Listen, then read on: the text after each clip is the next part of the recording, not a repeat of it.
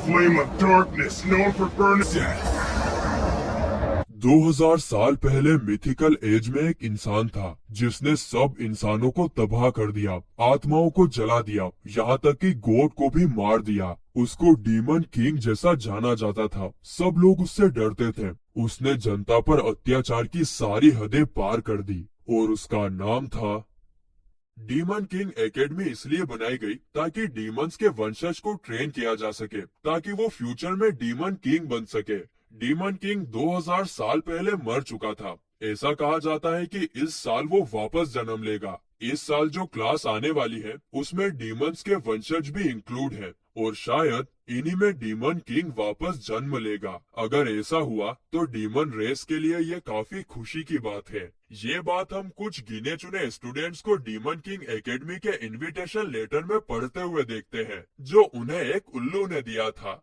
जिसके बाद scene shift होता है और हमें डीमन किंग एकेडमी दिखाई जाती है, जहां पर मीशा नाम की लड़की एंट्रेंस टेस्ट देने के लिए जा रही थी। लेकिन तभी कुछ स्टूडेंट से टकराने के कारण उसका हॉल टिकट नीचे गिर जाता है, जिसे एनोस नाम का लड़का उठाकर उसे देता है, जिस पर मीशा उसे थैंक्स बोलती है। तभी एक लड़का, जिसे हम सीरीज में बुली कहकर पुकारेंगे, वो उन दोनों का मजाक उड़ाने लगता है। अले ले ले ले ले ले, देखो तो बच्चों को एग्जाम्स दिलवाने के लिए पेरेंट्स भी साथ में आए हैं। लेकिन मीशा और एनोस उसकी बचकानी बातों पर कोई ध्यान नहीं देते और आगे निकल जाते हैं, जिसके कारण बुली एनोस को आवाज लगाता है, हे, मैंने तुमसे कुछ कहा, तुमने सुना नहीं?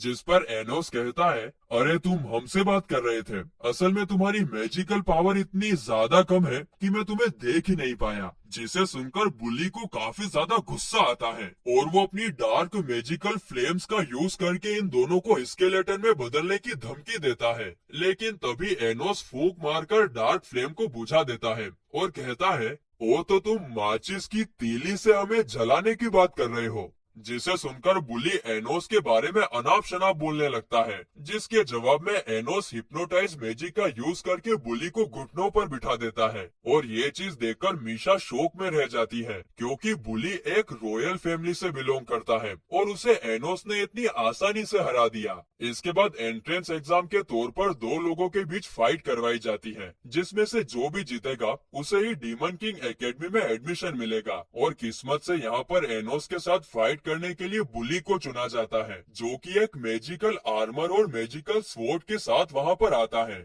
वहीं दूसरी तरफ एनोस एकदम शांत लेकिन पावरफुल तरीके से उसके सामने खड़ा था। अब यहाँ पर बुली अपनी फैमिली की बढ़ाई करने लगता है कि हम कितने पावरफुल हैं और अब तुम नहीं बचोगे। लेकिन एनोस उसकी बातों पर ध्यान नहीं देता, जिसके बाद बुली अपनी जलती हुई तलवार से एनोस पर अटैक करने के लिए आगे बढ़ता है। लेकिन एक बार फिर एनोस फूंक मारकर ही तलवार की आंख बुझा देता है और वहाँ पर बैठे सारे स्टूडेंट्स एनोस की पावर को देखकर होचक्के रह जाते हैं। आगे एनोस बुली से कहता है, चलो मैं तुम्हें जीतने का एक मौका देता हूँ। मैं इस जगह से हिलूंगा भी नहीं, मैजिक का यूज भी नहीं करूंगा, यहाँ तक कि अपनी सांस और शब्दों में भी ताकत नहीं भरूंगा, फिर भी तुम्हें हरा दूंगा। जिस पर बुली कहता है, हाँ, तुम मेरे आर्मर पर मैजिक का यूज कर ही नहीं सकते, इसलिए बहाना बना। बूम! वो आगे कुछ कह पाता उससे पहले ही कोई अनजान फोर्स उसे एक घुसंड दे मारती है, जिसके कारण उसके पूरे शरीर में से खून निकलने लग जाता है और वो पूरे तरीके से लहूलुहान हो जाता है। ये तुमने क्या किया? जिसके जवाब में एनोस बोलता है, तुम्हें मेरी हार्ट बीट फील हो रही है? दरअसल यहाँ पर एनोस ने खाली अपनी हार्ट बीट से उसको धराशायी कर दिया था। जिसके बाद बुली उस घायल हालत में बोलता है, मुझे पता है, अब तुम मैजिक से जबरदस्ती मुझसे हार मनवाओगे। तो एनोस बोलता है, अच्छा, चलो अब तुम अपनी इच्छा से हार मानोगे। जिस पर बुली कहता है कि मैं मर भी जाऊं तो भी हार नहीं मानूंगा। तभी एनोस चुटकी बजाकर उसे सच में मार देता है और 3 सेकंड के अंदर बोलता है, इग्नल, जिससे बुली वापस जिंदा हो जाता है। दरअसल दोस्तों, ये एक प्रकार का मैजिक है जिसे किसी के भी मरने के 3 सेकंड के अंदर यूज किया जाता है, जिससे वो इंसान वापस जिंदा हो सकता है। और ये 3 सेकंड के अंदर इसलिए यूज किया जाता है क्योंकि मरने के 3 सेकंड तक आत्मा वहीं रहती है। तो वापस जिंदा करने के बाद एनोस बुली से पूछता है, क्या तुम हार मानते हो या तुम्हें फिर से मारूं? सोच लो, हमें एक ही लाइफ मिलती है। जिस पर बुली कहता है मैं हार नहीं मानूंगा, तो एनोस उसे 7-8 बार मारकर वापस जिंदा करता है। साथ ही में वो कहता है कि जो भी इस जादू से वापस जिंदा होता है उसका नजरिया चेंज हो जाता है। तुम्हारा क्या ख्याल है मिस्टर बुली? सरप्राइजिंगली बुली हार मान लेता है। दोस्तों, ऐसा इसलिए हुआ क्योंकि उसने पहली बार मौत को बहुत करीब से देखा था। उसने रियल डर को देखा था और इसीलिए उसका नजरिया चेंज हो गया था। और दोस्तों, इस तरह एनोस उसे बिना जबरदस्ती किए हार मनवा लेता है। जिसके बाद मैजिकल असेसमेंट टेस्ट के दौरान जहां पर दूसरे स्टूडेंट्स के स्कोर 200 से 300 के बीच आ रहे थे, वहीं पर मीशा का स्कोर 1 लाख के ऊपर आता है। और एनोस का तो पूछो ही मत, उसकी पावर इतनी ज्यादा थी कि जो क्रिस्टल मैजिक कैलकुलेट कर रहा था वही ब्लास्ट हो जाता है। इसके बाद एप्टीट्यूड टेस्ट में भी मीशा और एनोस काफी आसानी से पास हो जाते हैं।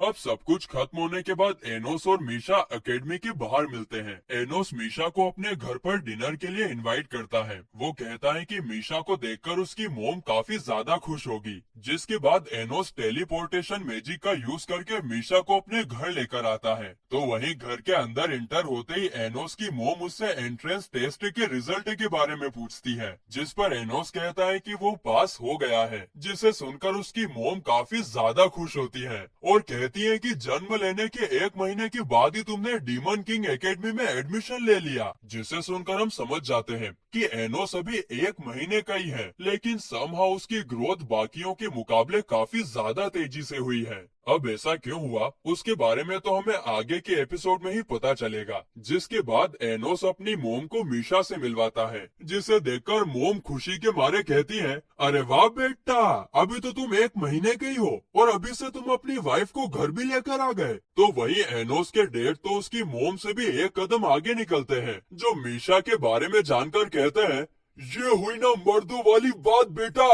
अरे तेरी तो कैसे माँ बाप है रहे, पर जो भी है एकदम मस्त है। हाँ, इसके बाद सब लोग डिनर के लिए बैठते हैं और इस दौरान एनोस की मोम एकदम से सीरियस होकर टिपिकल इंडियन पेरेंट्स की तरह मीशा से पूछती है कि तुम्हें मेरे बेटे में क्या पसंद आया। जिस पर मीशा कहती है, आपके बेटे ने मेरे साथ काफी अच्छा बर्ताव किया। जिसे सुनकर उसकी मोम काफी ज्यादा खुश होती है कि मेरा लाडला बेटा तो है ही इतना अच्छा। उसके बाद वो उन दोनों से पूछती है कि तुम दोनों में से किसने सबसे पहले बात चालू की। जिस पर एनोस कहता है कि वो मैं था जिसने मीशा को सबसे पहले एकेडमी के बाहर अप्रोच किया था।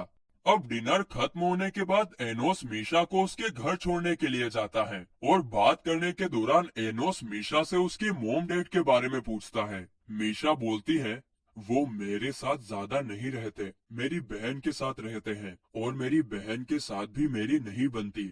तुम्हारा चेहरा देख के लग रहा है कि तुम्हें मेरे लिए बुरा लग रहा है। एनोस बोलता है, हाँ थोड़ा सा। तो मीशा बोलती है, तुम्हारा दिल बहुत अच्छा है। जिसके जवाब में एनोस बोलता है, किसका? मेरा?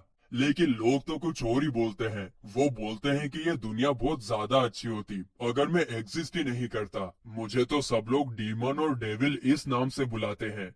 ये सब सुनकर मीशा एनोस को बोलती है, नीचे झुको, और फिर उसके सर पर प्यार से हाथ फेर कर कहती है, सब कुछ ठीक हो जाएगा। जिसे सुनकर एनोस को बहुत अच्छा फील होता है और वो कहता है कि आज से तुम मेरी फ्रेंड हो। और ये बात सुनकर मीशा भी काफी ज्यादा खुश होती है। अब वे लोग बात कर ही रहे थे कि तभी कोई क्रिएशन मैजिक का यूज करके उस पूरी जगह को स्टेडियम में कन्वर्ट कर देता है। और ऐसा करने वाला और कोई नहीं बल्कि बुली का बड़ा भाई बिग बुली था। तभी बुली आकर एनोस से कहता है कि अब मेरा बड़ा भाई आ गया है और वो तुमसे काफी ज्यादा पावरफुल है। मगर तभी बिग बुली उसे पकड़कर मार देता है, क्योंकि रॉयल फैमिली में मामूली से स्टूडेंट से हारने वालों के लिए कोई जगह नहीं है। इसके बाद बिग बुली अपने साथियों के साथ एनोस पर अटैक करने की तैयारी करता है, मगर इससे पहले ही एनोस अपनी आंखों का यूज करके कोई मैजिक स्पेल एक्टिवेट कर देता है, जिसके कारण बिग बुली और उसके साथी अपने मैजिक पर कंट्रोल ही नहीं कर पाते और वो मैजिक उनके हाथों में ही ब्लास्ट हो जाता है।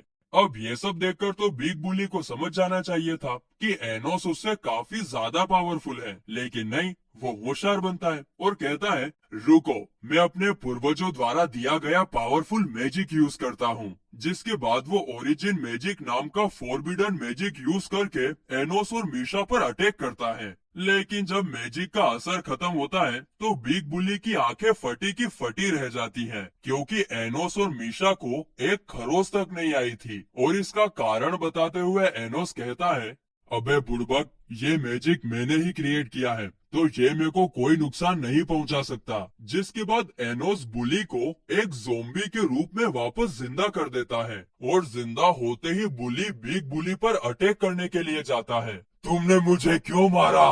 मारबो, शैतान राजा की मारबो, आज तोरो रोक तो बांध करबो। दोस्तों, यहाँ पर उसको इतना गुस्सा इसलिए आ रहा था क्योंकि उसके भाई ने ईगो में आकर उसको मार डाला था कि रॉयल फैमिली वाले कभी हार नहीं सकते, मतलब कि वो उसका भाई भी तो है, ये भी तो देखना चाहिए उसको। अब ये सब देखकर बिग बुली उसके ऊपर अपने मैजिक का यूज करने की कोशिश करता है, लेकिन अब ज़ोंबी के रूप में बुली अपने बड़े भाई से काफी ज्यादा पावरफुल हो गया था और इसीलिए वो उसके हमले को काफी आसानी से रोक लेता है।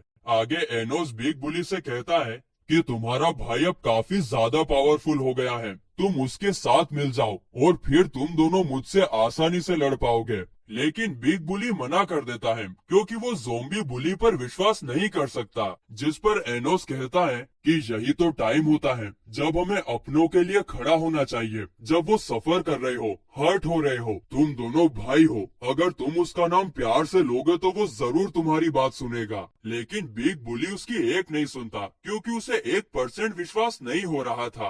और जब बुली उसके ऊपर अटैक करने वाला था कि तभी वो अपने छोटे भाई का नाम ले लेता है, लेकिन इससे कुछ नहीं होता और वहाँ पर एक काफी बड़ा धमाका होता है। इस धमाके के कारण दोनों भाई अब पत्थर में बदल चुके थे। ये देखकर एनोस कहता है, इंसानी रिश्ते काफी दिखावटी हो गए हैं, ये अपने भाई को प्यार से बुला ही नहीं पाया। जिसके बाद एनोस दोनों भाइयों को फिर से जिंदा करता है और फिर जाते जाते उन लोगों को बताता है कि वो और कोई नहीं बल्कि उन दोनों का पूर्वज 2000 साल पहले का डीमन किंग है, जिसने इस टाइम में पुनर्जन्म लिया है। और फिर गाइस, इसी के साथ ये एपिसोड यहीं पर खत्म होता है।